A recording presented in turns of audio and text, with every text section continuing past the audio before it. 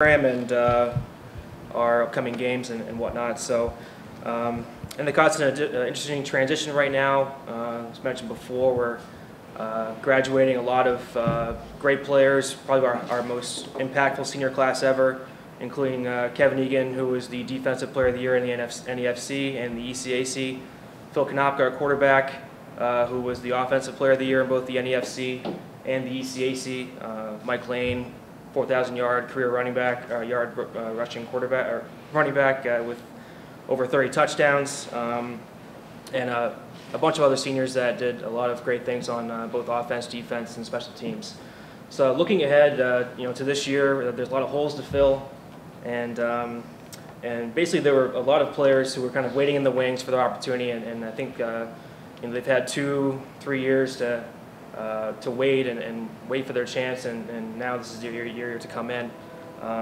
So offensively, kind of featuring kind of a two-headed beast of the running game with Jared DiBiase, who's from Cranston, Rhode Island, Mike Wheeler, who transferred to Endicott as a junior last year from Merrimack. We expect those guys to do a lot in the running game.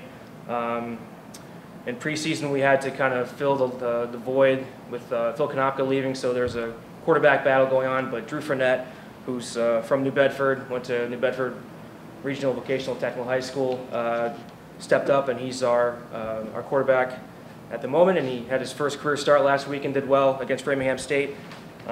Also welcoming back at wide receiver is Mike Murphy, as a senior from Chelmsford, had 850 yards receiving last year and 7 touchdowns.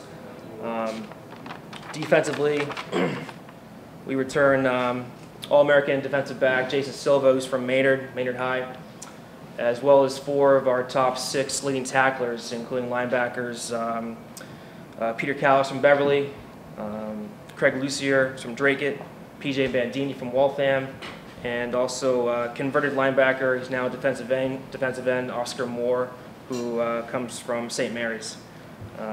Also, we welcome a new player, a junior transfer, Tim Murray, who came to us from Hobart, and he'll be on our defensive line this year.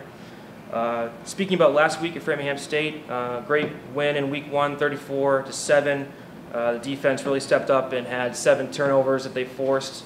5 of them were interceptions, including 3 of them by junior defensive back Andrew Lawson. He went on to win the NEFC Defensive Player of the Week award. One of his interceptions was a 50-yard return for a touchdown. We also got a defensive touchdown return on an interception by Andrew Holfinger, who is from Sterling, Mass. And Clinton High.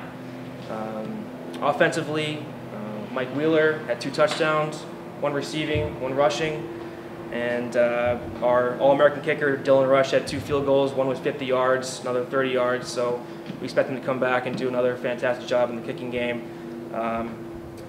The way the game went down, Framingham State really jumped ahead pretty well on their second drive, had a touchdown by Matt Silva, went 12 yards to the end zone, and but after a field goal by Rush, and then we got Wheeler's first receiving touchdown of the game, kind of built our lead. And then going into the second half, Silva unfortunately got hurt, came out of the game, and the defense kind of took over in the second half, and we were able to kind of walk away with that win, 34-7. But looking ahead, talked about a little bit earlier, but we're looking forward to facing a new opponent in Castleton State, 4th year of the program, but we see them as a great challenge ahead.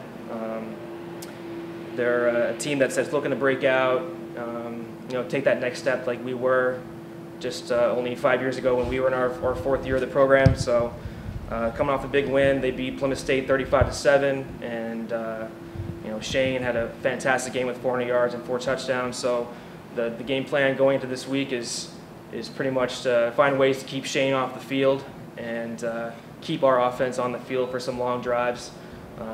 He's a tremendous talent, so it'll be a different challenge for our defense, but they're looking forward to it and looking forward to facing a new opponent, so it should be great. Congrats to Shane, congrats to RJ at UNH, and thank you very much.